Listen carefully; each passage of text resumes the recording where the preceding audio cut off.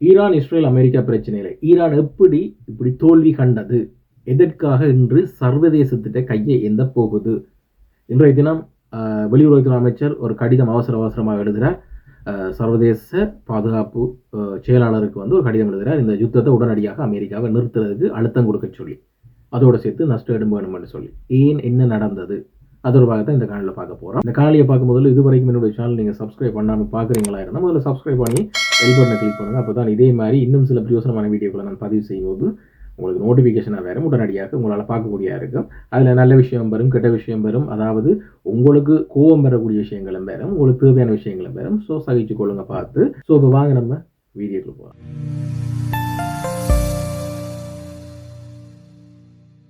Iran, America, Israel இந்த நாடுகளுக்கு இடம்பெறுகிற யுத்தத்தால் தற்போது இலங்கையும் பாதிச்சிருக்குது. இலங்கையில் எண்ணெய் தட்டுப்பாடு, விலையேற்றம், ஏற்கனவே இருந்த விலையில் நாளில் 1 மடங்கு திரும்பவும் கூட்டியிருக்குது. நேற்று நள்ளிரவிலிருந்து நாளைக்கு அதிகரிச்சிருக்கேன் நினைக்கிறேன். இது பெரிய பாரதூரமான பிரச்சனையாக இருக்குது. இவன் திருவண்ணாமலையில் பார்த்தீங்கன்னு சொன்னால் பெட்ரோல் செல்லில் QR கோட் காட்டலைன்னு சொல்லி தட்டி கேட்ட அந்த எரிபொருள் நிரப்பத்தில் இதில் வேலை செய்கிறவர் கூட பொருளாளர் தடியால் அடித்து கலைக்கிற வீடியோலாம் நீங்கள் பார்த்துருப்பீங்க. ஸோ அந்தளவுக்கு நிலைமை போயிருக்குது. ஈரான் தாக்கம் அங்கே வரைக்கும் போயிருக்குது.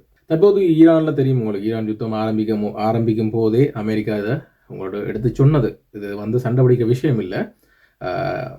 உச்சத்தலைவர் ஆயத்துல்லா ஹாமினி இதுக்கு ஒத்து போகணும், இந்த உடன்படிக்கைகளுக்கு ஒத்து போகணும், வரையறையோடு மிசைல்ஸ் தயாரிக்கணும், அணுவாயுதம் இல்லைன்றதை உறுதிப்படுத்தணும். அதை விட அணுவாயுதத்துக்குன்னு சொல்லி அவங்க மறைமுகமாக வச்சிருக்க இடங்களை அவங்களே அழித்து ஒழிக்கணும். இன்றைய வரைக்கும் அதுதான் கேள்வியாக இருக்குது. நிபந்தனைகளில் ஈரான், அமெரிக்கா, இஸ்ரேல் முன்வைக்கிற நிபந்தனைகள் அதுதான் இன்றைய வரைக்கும் நிபந்தனையாக இருக்குது. இதை செய்துட்டாங்கன்னு சொன்னால் பிரச்சனை இல்லை. அதைத்தான் அன்றும் செய்தவங்க. ஆனால் என்ன செய்ததுன்னு சொன்னால், ஈரான் சைட்டில் பேச்சுவார்த்தைன்னு சொல்லி அங்கேயும் இங்கேயுமா காலத்தை கடத்தி அவங்க தேவையான விடயங்களை செய்து எடுக்க வலிக்கிட்டாங்க. ஸோ அது மொசாட்டாலே இனி புலனாய்வு ரீதியாக அமெரிக்காவை இஸ்ரேலில் கிடைச்சோன்னே இவங்களோட சைட்ல இருந்து அதை தாக்குதலை நடத்திட்டாங்க. ஸோ நடத்தில இன்றைய வரைக்கும் பார்த்தீங்கன்னு சொன்னால் ஈரானை பொறுத்த வரைக்கும் 95% கட்டமைப்புகள் இல்லாது செய்யப்பட்டாச்சு. அது ஆயுத பலமாக இருக்கட்டுக்கும், அறிவு திறன் சார்ந்த இன்டெலிஜென்ஸாக இருக்கட்டுக்கும், அல்லது உச்ச தலைவர் பதவிகளில் இருக்கிறவர்களாக இருக்கட்டுக்கும், இஸ்ரேலும் அமெரிக்காவும் சேர்ந்து அவர்களை குறி வச்சு தாக்கி கொண்டிருக்கு. என்னென்னு சொன்னால், ஒரு கட்டமைப்பை ஒரு இறையாண்மை கொண்ட நாடாக ஈரான் காணப்படும். இந்த ஈரான் என்ற நாட்டை லேசில் அவங்க சண்டை பிடிச்சு ஒன்றுமே செய்ய முடியாதுன்றது இப்போ எல்லாருக்குமே தெரிஞ்ச விஷயம். பள்ளிக்கூடம் படிக்கிற பிள்ளைகளுக்கு கூட தெரியும். இப்போ இவங்க எப்படி பார்த்தாங்கன்னு சொன்னால், இந்த சண்டை முடிய போகிறல, எப்படி இருந்தாலும் இருதரப்பும் இந்த சண்டை போனாமல் விட்டுட்டு தான் விலத்தோணும். ஆனால் அந்த சண்டை விலத்துறதுக்கு முதல்ல ஈரான்கிட்ட இருக்கிற சில கட்டமைப்புகளை தரமட்டமாக்கணும்ன்றது தான் அமெரிக்காவோட திட்டம். இப்போ எல்லாரும் இஸ்ரேலை தான் பார்த்துக்கணும். இஸ்ரேல் ஒரு மத ரீதியாக, ஒரு இன ரீதியாக தாக்குதல் மேற்கொள்ளுது. இஸ்ரேல் தான் அமெரிக்கா ப்ரெஷர் கொடுக்குதுன்னு சொல்லினோம். உங்களுக்கு தெரியும், அமெரிக்க ஜனாதிபதி டொனால்ட் ட்ரம்ப் சானிடைசர் மாண்டேர்னு சொல்கிறேன் நான், நிறைய பேர் அதான் சொல்லுவாங்க. ஸோ அங்கே ஒரு ஈகோ பிரச்சனை இருக்குது. அதாவது நான் நாட்டில் வல்லரசு நாடாக இருக்கைக்குள்ள நான் சொல்கிறேன், நீ கேட்கல, இல்லாட்டி ஆட்சி மாற்றம் பெறணும், அதுக்கு நீ விடலைன்னு சொன்னால் நீ அந்த இடத்துல இருக்க தகுதியற்றார். நான் தான் அங்கே சட்டம் வைக்கணும்னு சொல்லித்தான் அமெரிக்க ஜனாதிபதி டொனால்ட் ட்ரம்ப் இந்த யுத்தத்தை தொடர்ந்து முன்னெடுத்து கொண்டு போகிறது. அந்த வகையில் பார்த்தீங்கன்னு சொன்னால், இப்போ இந்த ஹோர்முஸ் நீரிணையை இவங்க எரிபொருளை கொண்டு போவான் மூடிட்டாங்கன்னு சொல்லிக்கல. அவங்களோட வெளியுறவுத்துறை அமைச்சர் அப்பாஸ் அராக்சி, பேர் வருது இல்லை, ரைட், அவர் தான். அவர் என்ன சொல்கிறான்னு சொன்னால், நாங்கள் ஹோர்முஸ் நீரிணையை மூடலை, கப்பல்கள் தங்கட வாட்டில் நிற்கிறாங்க, நாங்கள் போகணாமண்டே சொல்லலை, எதிரீர கப்பல்களுக்கு மட்டும்தான் நடிப்போம்னு சொல்லியிருக்கோம். இப்போ இஸ்ரேலில் சார்ந்தா இருக்கட்டும், அல்லது அமெரிக்காவை சார்ந்தா இருக்கட்டும், அல்ல அவர்களுக்கு துணை போகிற நாடுகள் கப்பலாக இருக்கட்டும். ஸோ அதுக்கு தான் நாங்கள் அடிப்போம். நாங்கள் மற்றும்படி இந்த இப்போ லேட்டஸ்ட்டாக நியூஸில் அவர் அதான் சொல்லியிருக்கார், வார்ன் பண்ணியிருக்கார். என்னென்னு சொன்னால், அமெரிக்க ஜனாதிபதி தெரியும், நேற்றைய தினம் 48 மணி நேரம் ஈரானுக்கு அவகாசம் கொடுத்தவர். இவங்க இதுக்குள்ளால கப்பலை விடணும்னு சொல்லி, அதுக்கு பதிலாக இவர் சொல்லியிருக்க விட இந்த வெளியுறவுத்துறை அமைச்சர் சொல்லியிருக்காருன்னு சொன்னால், அது துறந்தான் இருக்குது. உங்களோட கப்பலுக்கு மட்டும்தான் அனுமதி இல்லை. அமெரிக்காவாக இருக்கட்டுக்கும், இஸ்ரேலாக இருக்கட்டுக்கும், உங்களுடைய கப்பல்களுக்கு வேணும்னு சொன்னால் அனுமதி இல்லைன்னு சொல்லியிருக்கார். மற்றும்படி உங்களோட சார்ந்தவர்களுக்கும் இல்லை. அதை விட மிச்ச நாடுகள் எல்லாம் இதால் போய் வரலாம். ஆனால் எண்ணெய் நிறுவனங்கள் காப்புறுதி கிடைக்குமோ என்ற ஒரு அச்சத்திலையும், மற்றது தங்களோட கப்பல்களுக்கு பாதுகாப்பு வழங்கப்படுமோ தெரியாது. தற்போது இந்த யுத்த சூழ்நிலை ஒரு நிலையற்ற நிலையில் இருக்குது. ஒருக்கா அடிக்க மாட்டேன்றாங்க, ஒருக்கா அடிக்க மாட்டாங்க, ஒருக்கா ஒட்டுமொத்த அழிப்பு மட்டும் சொல்கிறாங்க அமெரிக்கா. அப்போ அந்த பேச்சு நிலையாயில்லாத காரணமாக அவங்க முன்னகர்ந்து போக பயப்படுறாங்கன்னு சொல்லி இவர் ஈரான் வெளியுறவுத்துறை அமைச்சர் சொல்லியிருக்கார். ஸோ இதனால் அவர் யுஎஸ்க்கு சொல்கிறார் என்னன்னு சொன்னால், நீங்கள் இது அன்பாகத்தான் கையாளணும், அடிரா வெட்டுரா கொத்துரா துறவுங்க மூடுங்கன்னு சொல்லி இதை நீங்கள் கையாண்டிங்கன்னு சொன்னால் யாருமே உங்களோட வழிக்கு வரமாட்டாங்க. நீங்கள் அன்பால் தான் கையாளணும். அதுக்கு சில நிபந்தனைகளை நாங்கள் முன் வச்சுக்கோம். அந்த நிபந்தனைகளை நீங்கள் நிறைவேற்றிட்டு அதுக்கு பிறகு இந்த பாதைக்குள்ளாலே நீங்களும் பயணம் வைக்கலாம்னு சொல்லியிருக்காங்க. ஸோ அவங்க முன் வைக்கிற 6 நிபந்தனை பார்த்தீங்கன்னு சொன்னால், அமெரிக்கா இஸ்ரேலும் அடிமையாக ஈரானுக்கு போகணும்ன்றதான் அந்த 6 நிபந்தனை. ஸோ அதால் அது கடைசி வரைக்கும் நடக்க போறல. ஸோ இது இப்படி இருக்க இந்த வெளியுறவுத்துறை அமைச்சர் வந்து இப்போ ஒரு நாட்களாக, இப்போ கடந்த 4 நாட்களாக வந்து போர் நிறுத்தம் வேண்டாம், அதாவது சீஸ்பயர் ஒன்று தேவையில்லை, ஆனால் யுத்தத்தை அவங்க அடிக்கக்கூடாது, எங்களுக்கு அடிக்கக்கூடாதுன்னு ப்ரொமிஸ் பண்ணணும். இந்த பள்ளிக்கூடத்தில் முதல் நாள் பள்ளிக்கூடம் போகல, 2வது பள்ளிக்கூடம் டீச்சர் அடிப்பீங்களா, அடிக்காட்டி நான் பள்ளிக்கூடம் வருவேன், இல்லாட்டி டியூஷனுக்கு போயிட்டு நான் அடிக்காட்டி மாதிரி தான் ஈரான்ல வெளியுறவுத்துறை அமைச்சர் கருத்து இருக்குது. எப்படின்னு சொன்னால், போர் நிறுத்தத்தை வந்து இப்போ இவங்க வந்து எங்களுக்கு சண்டே நிப்பாட்டுறன்னு சொன்னால், இவங்க எதிர்காலத்தில் எங்களை தாக்க மாட்டாங்கன்னு சொல்லி எங்களுக்கு வாக்குறுதி தரணும், அதை சர்வதேசமாக ஒத்து நின்று இதை எங்களுக்கு அதை நிறைவேற்றி தரணும் என்று சொல்லி சொல்லி கொண்டிருக்கார். ஆனால் அந்த அறிக்கையை அப்படி கொடுத்துட்டு திரும்ப தனியார் பேட்டி செய்தி ஊடகங்களுக்கு சொல்கிறோம் நாங்கள் போர் நிறுத்தது கேட்கலன்னு சொல்லி. உண்மைக்குமே சர்வதேசத்தில் வந்து எப்படி பார்க்கப்படுதுன்னு சொன்னால், ஈரான் வந்து பலத்த அடியை வந்து வாங்கிட்டு இருந்தது. அதாவது வேற வளங்கள் அளிக்கப்பட்டிருக்குது, மனித வளம், முக்கியமாக இன்டெலிஜென்ட் பீப்புள் எல்லாம் அளிக்கப்பட்டிருக்காங்க, உச்ச தலைவர்கள் கொல்லப்பட்டிருக்காரு. இப்போ கூட பார்த்தீங்கன்னு சொன்னால் கமேனியோட மகன் அவர் வந்து இப்போ 3 கிழமைக்கு மேலாகுது அவர் பதவியேற்று, அதாவது 28ஆம் தேதி கமேனி கொல்லப்பட்டார். அதுக்கு 2 நாட்களுக்குள்ள அவர் வந்து அடுத்த ஆள்னு சொல்லி உறுதிப்படுத்தப்பட்டது. அன்றிலிருந்து இன்றைய வரைக்கும் 3 கிழமைக்கு மேலதிகமாகுது. ஆள் இன்னும் ஆள் இல்லை. பொது கூட்டங்களையோ இல்லை ஊடக சந்திப்புலையோ அல்லது முக்கிய தலைவர்கள் சந்திப்பு தொடர்பாக எதிலையும் வந்து அவர் பங்கெடுக்கலை. அப்போ இங்கே வந்து நிறைய ஐயங்கள் உருவாகுது. இஸ்ரேல் சைட்டில் வந்து இவர் காயப்பட்டு இன்னொரு நாட்டில் ஐசியூ வார்டில் இருக்கிறார், இவருக்கு பதிலாக வேறொருவர் தான் இதை வழிநடத்தி கொண்டிருக்கிறார்கள் என்று ஒரு பேச்சு வருது. அதை விட இவர் ஏற்கனவே செத்துட்டார், அதை மறைக்க மக்கள் மத்தியில் கொண்டு வந்தால் ஈரான் இன்னும் பலமிழந்துருமென்றதுக்காண்டி அதை மக்கள் மத்தியில் கொன்றாமல் இருக்காங்கன்னு சொல்லியும் சொல்லப்படுது. அதை விட இவங்க ஏன் இந்த உண்மையை மறைக்கிறாங்கன்னு சொன்னால், ஈரானுக்கும் இஸ்ரேலுக்கும் இடையில் நடக்கிற இந்த போரில் தாங்கள் தலை குனியக்கூடாதுக்காண்டி எந்த உயிரையும் அவங்க எடுக்க சேலஞ்ச் பண்ணிக்காங்க. எடுக்கட்டுங்க, எனக்கு உயிர் துச்சம், எந்த நாட்டுக்காக என் உயிரை கொடுக்குறது நான் பெருமைப்படுறேன்னு சொல்லியிருக்காங்க. ஸோ முஸ்லீம்ஸ் இஸ்லாமை பொறுத்த வரைக்கும் அவர்கள் வந்து தங்களோட மதத்துக்காகவும் தங்களோட இனத்துக்காகவும் தங்களோட மார்க்கத்துக்காகவும் எதையும் செய்யக்கூடியவர்கள்ன்றது உண்மைக்கும் சர்வதேச நாடுகள் எல்லாமே அறிஞ்ச விஷயம். ஆனால் ஈரான் வந்து அதை சொல்ல முடியாது. ஏன்டா, ஈரான் வந்து இஸ்லாம்ன்றதுக்கு அப்பாற்பட்டது.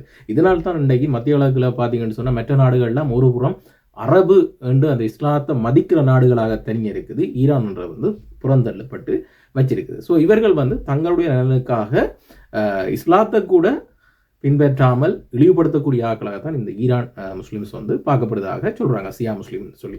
அது வரலாறுகள் நான் ஏற்கனவே சின்ன பதிப்பாக போட்டிருந்தேன்னா இதுதான் உண்மை. ஸோ இப்போ இந்த யுத்தத்தில் என்ன நடைமுறையில் இருக்குன்னு சொன்னால், இந்த 48 மணித்தியாலத்துக்குள்ளே இவங்க வந்து இந்த ஹோர்முஸ் நீரினை துறைக்கணும். ஆனால் இவர் இந்த வெளியுறவுத்துறை அமைச்சர் அப்பாஸ் ஆராய்ச்சி என்ன சொல்கிறாருன்னு சொன்னால், அது துறந்தான் இருக்குது, ஒரு கப்பலை நாங்கள் போகணும்னு சொல்லலை, நாங்கள் இஸ்ரேல் சம்மந்தப்பட்ட அமெரிக்கா சம்மந்தப்பட்ட இல்லை உங்களுக்கு ஆதரவு சம்மந்தப்பட்ட கப்பல்களை தான் விட மாட்டோம்னு சொல்கிறோம். ஆனால் மற்ற கப்பல்கள் போகிறதுக்கு நாங்கள் பொறுப்பில்லை. அவங்க வந்து தங்களுக்கு காப்புறுதி கிடைக்காது, சில கப்பல் அடிச்சுட்ட பயத்தெல்லாம் போகாமல் இருக்காங்க தவிர நாங்கள் அவங்கள தடுத்து வைக்கல. இந்த கருத்து இன்றைக்கு தான் வருது. ஏனென்று சொன்னால், அமெரிக்கா அடிக்க போன்ற பயத்தில் இருக்காங்க. அந்த பயம் இப்படி உறுதிப்படுத்திருக்குன்னு சொன்னால், ஐக்கிய நாடுகள் சபையின் பாதுகாப்பு சபையின் செயலாளருக்கு இந்த அப்பா ஆராய்ச்சி என்றவர் வந்து கடிதம் ஒன்று அனுப்புகிறார் அவசரம். எப்படின்னு சொன்னால், சர்வதேச எல்லா நாடுகளும் சேர்ந்து நின்று தயவு செய்து அமெரிக்காவிட்ட சொல்லணும் உடனடியாக இந்த தாக்குதலாம் நிறுத்த சொல்லி, ஈரானை தாக்க வேணாம் என்று சொல்லி ஒரு கடிதம் எழுதியிருக்கார். இப்போ நான் சொன்ன இது பொய் என்று சில பேர் சொல்லுவாங்க, ஆனால் இந்த செய்தி வேறு பாருங்க. இப்போ கொஞ்சத்துக்கு முதல்ல இவர் வந்து இன்றைக்கு எழுதியிருக்காருன்னு சொன்னால், ஐக்கிய நாடுகள பாதுகாப்பு சபையோட பொதுச் செயலாளருக்கு வந்து எப்படி கடிதம் எழுதியிருக்காருன்னு சொன்னால், ஈரான் மீதான தாக்குதல்களை அத்துமீறிய சர்வதேச சட்டத்திற்கு எதிரான இந்த அத்துமீறிய தாக்குதலை உடனடியாக நிறுத்த சொல்லி சர்வதேசம் அமெரிக்காவுக்கு அழுத்தம் கொடுக்கணும். அப்போ இந்த கருத்தில் என்ன விளங்குது உங்களுக்கு? என்ன விளங்குது? அப்போ உங்களுக்கே தெரியும், ஈரான் வந்து ஒரு இறுக்கமான நிலைக்குள்ளே போயிட்டுது. ஒரு வழிநடத்தல் இல்லை, ஈரானை வழி நடத்துறதுக்கு ஒருத்தர் இல்லை. ஜனாதிபதியாக இருக்கட்டும், இந்த வெளியுறவுத்துறை அமைச்சராக இருக்கட்டும், இவங்க 2 பேரும் தான் இப்போ அடிக்கடி ஃபோக்கஸ் மெயினாக வந்து ஊடகங்களோ சரி சர்வதேசங்களுக்கோ சரி பதிலளித்து கொண்டுருக்காங்க. ஸோ அந்த வகையில் இவர் இப்போ எழுதின கடிதத்தில் இதை குறிப்பிட்டிருக்காங்க. குறிப்பிட்டது மட்டுமல்லாமல் இவங்க இந்த கடிதத்தை எழுதிக்கலாம் அதில் சில நிபந்தனைகள் எழுதியிருக்காங்கன்னு சொன்னால், சர்வதேசம் தலையிட்டு அமெரிக்காவிட்ட இந்த தாக்குதல் இவ்வளோ நாளும் செஞ்சதாங்க தாக்குதல் இருக்காங்க, இந்த தாக்குதலில் என்னென்ன ஈரானில் இழந்தவங்களோ எது சிதைக்கப்பட்டதோ அவ்வளோத்தையும் வந்து புனரமைக்கிறதுக்கான நிதி நஷ்ட ஈடு வாங்கி தரணும்னு சொல்லி இந்த கடிதத்தில் எழுதியிருக்காரு. அப்போ நீங்கள் யோசிச்சு பாருங்கள், இவ்வளவு காலம் சண்டை துவங்கும் முதல் ஈரான் சார்பாக என்னென்னலாம் சொன்னாங்க. அது ஒரு நாடு, அங்கே அயாத்துல்லா ஹமேனி இருக்கார், அவரை முறி ஒன்றும் செய்யலை, அடிக்கல அடிக்கணும், அவர் அடித்த உடனே கொஞ்சம் சத்தம் குறைஞ்சி திரும்ப கூடிச்சது புதுசாக ஒருத்தர் போட்ட உடனே இப்போ ஒட்டுமொத்த ஆயுத வளங்கள் எல்லாம் அழிக்கப்பட்டு அணு ஆயுத தயாரிக்கிற நிலையங்கள் எல்லாம் அழிக்கப்பட்டு அதை விட முக்கியமான தலைகள் எல்லாம் வந்து ஒன்றொன்றாக தட்டப்பட்டு எல்லாமே வந்து கிளியர் பண்ணி இந்த ஈரான் நிலவுளஞ்சி போகிற அளவுக்கு கொண்டு விட்டு இருக்குது இந்த அமெரிக்கா இஸ்ரேல். இப்போ தற்போது வந்து இஸ்ரேல் பக்கத்திலேயும் வந்து அமெரிக்கா பக்கத்திலையும் இழப்புகள் கூடியிருக்க காரணம்னு சொன்னால் அங்கே உள்ளுக்குள்ள சீனா மற்றும் ரஷ்யாவோட தொழில்நுட்பங்கள் வேலை செஞ்சு கொண்டு இருக்குது. இப்போ பார்த்தீங்கன்னு சொன்னால் ஒரு 2-3 நாளை கிட்டத்தான் இது தொடர்ந்து அவங்க எதிர்த்து அடிக்க வலிக்கிட்டு இருக்காங்க. அமெரிக்கா இஸ்ரேலுக்கு வந்து மாறி மாறி வலுக்க வலிக்கிட்டு இருக்காங்க.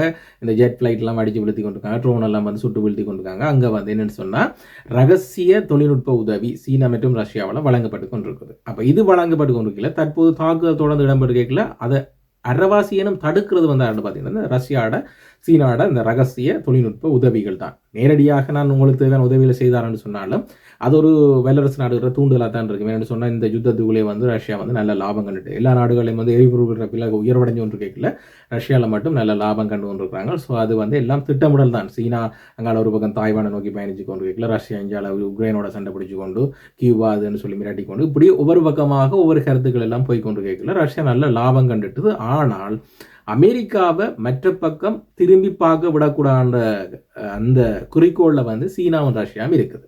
இப்போ என்ன நடக்க போகுதுன்னு சொன்னால் இந்த 48 மணி நேர காலக்கெடு கொடுத்த உடனே தங்கட சைடில் தங்கட தோல்வியையோ அந்த பயத்தையோ வெளியே காட்டாமல் இருக்கிறாங்க. ஆரம்பத்தில் எப்படி அமெரிக்கா அடிப்போம்னாங்களா அதே போல தான் இப்போ 48 மணி நேரத்துக்குள்ளே தாங்க இந்த ஹோர்முஸ் நீர்நிலை உங்களோட கப்பல் போகாது, அப்படி நீங்கள் அடிச்சிங்களா இருந்தால் நாங்கள் இதை நிரந்தரமாக மூடுவோம், அதாவது நீங்கள் அடிக்கிற இடத்தை நாங்கள் மீள கட்டமைச்சு அதே நிலைக்கு கொண்டு வரும் வரைக்கும் நாங்கள் நிரந்தரமாக மூடுவோம். அதோடு நிப்பாட்டாமல் இந்த மத்திய கிழக்கு சுத்தவர இருக்க நாடுகள் அமெரிக்காவோட ப்ராஜெக்டுகள் எல்லாம் எங்கெங்கே இருக்குதோ அங்கே அவ்வளோத்தையும் அடித்து நொறுக்கி தரமட்டமாகிட்டு தான் விடுவோம். ஆனால் எங்கட நாட்டில் நீங்கள் அடிக்கிற இடத்தை புனரமைக்கிறதுக்கு எவ்வளவு காலம் எடுக்குதோ அவ்வளோ காலத்துக்கு இந்த ஹோர்முஸ் நீர் மூடி இருக்கும். அப்போ ஏன் இந்த டோக்கை போடுறாங்கன்னு சொன்னால், இப்படி இந்த டோக்கை போட்டால் எரிபொருள்ன்றது வந்து எல்லா நாட்டுக்கும் தேவை. எல்லா நாடும் என்ன செய்யும், அமெரிக்காவுக்கு இப்போ ப்ரெஷர் கொடுக்க போகுது, தயவு செய்து நீ அடிச்சிடாதடா, நீ அடிச்சின்னு சொன்னால் அவன் துளைவான் ஏற்கனவே மூடாமலே கப்பல் எல்லாம் பயத்தில் இருக்குது, மூடிட்டான்னு சொன்னால் ஒரு எண்ணெய் கப்பலும் வராது. இந்தியா இதுக்கு மேலே ப்ரெஷரை வைக்கும். ஏன்னு சொன்னால் இந்தியாவுக்கு அங்கே கிடைக்கிற ஒன்று அங்கே கக்கி போய் கொண்டாந்து இருக்குது கப்பல். ஸோ அது பிறகு இங்கே அழுத்தத்தை கொடுங்க, ஐயோ விட்டுருங்கடா தயவு செய்ய எல்லாரு. ஏன்னு சொன்னால் இன்றைக்கு ஈரான கையில் ஒன்றும் இல்லை, ஈரான கையில் மூளை இல்லை, பலம் இல்லை, ஆயுதம் இல்லை, ஒன்றும் இல்லை. ஈரான கையில் மிச்சமாக இருக்குது இந்த ஹோர்முஸ் நீர். ஏன்னு சொன்னால் ஈரான் இன்றைக்கு இதை வச்சு யுத்தம் செய்கிறதால ஒரு நாட்டின யுத்தத்தால் வந்து ஒட்டுமொத்த சர்வதேச பொருளாதாரம் பாதிக்கப்படுது. எல்லா நாட்டில் பொருளாதாரம் பிரச்சனையாக இருக்குது. இப்போ இலங்கையை பாருங்கள், நான் வீடியோ ஆரம்பத்தில் சொன்ன மாதிரி ஃபியூல் விலை வந்து 25% உயர்ந்திருக்குது. அப்போ இனி இன்னொரு 2 கிழமை போகல, இன்னும் கப்பல் ஒன்றும் போகலன்னு சொன்னால் திரும்ப 50% உயரும். அப்போ 1000 ரூபாய்க்கு வந்து நிற்க போது 1 லிட்டர் பெட்ரோலை விலை. இதில் எங்கட இலங்கை நாட்டில் இருக்கிற படித்த எம்பிமார்களுக்கு கூட தெரியுதில்லை, அடையப்பா இது சர்வதேச பிரச்சனையால் ஈரான் யுத்தத்தால் ஆண்ட விலை கூடுதுண்டா. இல்லை ஆட்சி எங்கட கையில் இருந்தீங்கன்னு சொன்னால் நாங்கள் ஃபியூல் விலையை குறைப்போம் என்று சொல்லி ஒரு லூசு கூட்டம் எல்லாம் தெரியுது. இப்படியான லூசு கூட்டங்கள் தான் பாராளுமன்றத்தில் போய் மக்களுக்காக பிரதிநிதின்னு சொல்லி இருக்குது.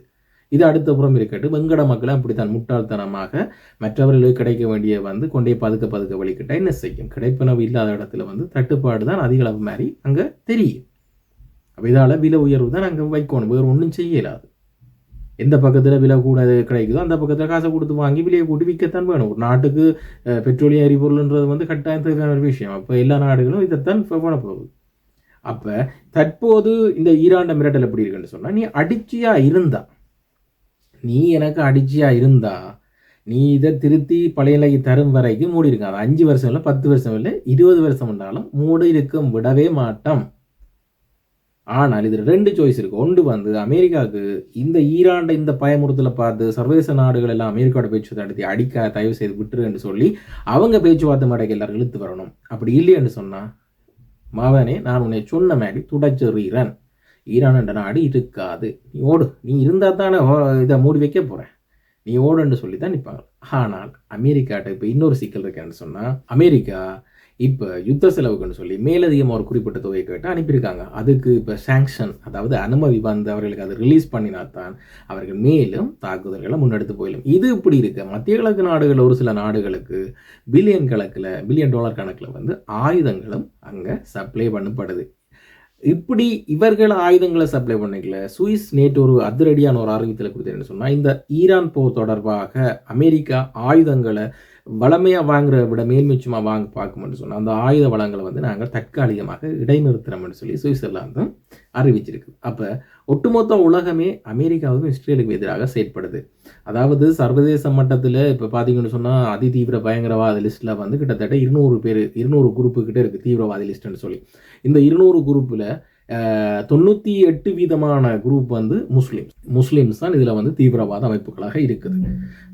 தமிழ் அமைப்பும் இருக்குது. நான் சொல்லாவிட்டேன்னு சொன்னால் அப்புறம் அதுக்கும் சண்டைக்கு வருவாங்க. அதாவது இது வந்து ஒரு சர்வதேசத்தில் கணிப்பில் பட்டியலிடப்பட்டது. யூஎன் பட்டியல் இருக்குது. அதை விட நிறைய அமைப்புகள் வந்து இந்த பட்டியலிட்டு இருக்குது. இதில் வந்து 98% வந்து, அதாவது 200 அமைப்புகளில் கிட்டத்தட்ட 190 அமைப்புகள் வந்து முஸ்லீம்ஸ் அமைப்புகள், தீவிரவாத அமைப்புகள்.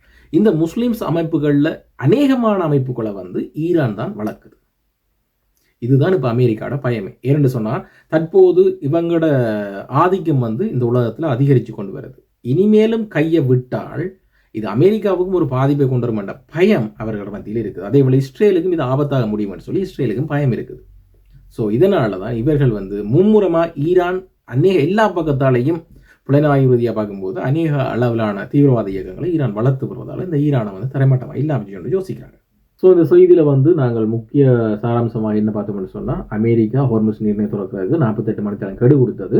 ஆனால் நீ அடிச்சேண்ட மகனே இதை திருத்தி தரும் வரைக்கும் அல்லது நாங்கள் கட்டமைக்கும் வரைக்கும் நான் முற்றுமுழுதாக இப்போ சரி ஒரு சில கப்பல்கள் போய் கொண்டிருக்குது, இல்லை நான் முற்றுமுழுதாக மூடி வைப்பேன், நீ திருப்பி தரும் வரைக்கும். அது மட்டும் இல்லை, உங்கள் ப்ராஜெக்ட் எந்தெந்த நாட்டில் இருக்கோ அவ்வளோ நாட்டையும் நான் திட்டமிட்டு அழிப்பேன்னு சொல்லி ஒரு பயமுறுத்தலை கொடுத்துருக்குது.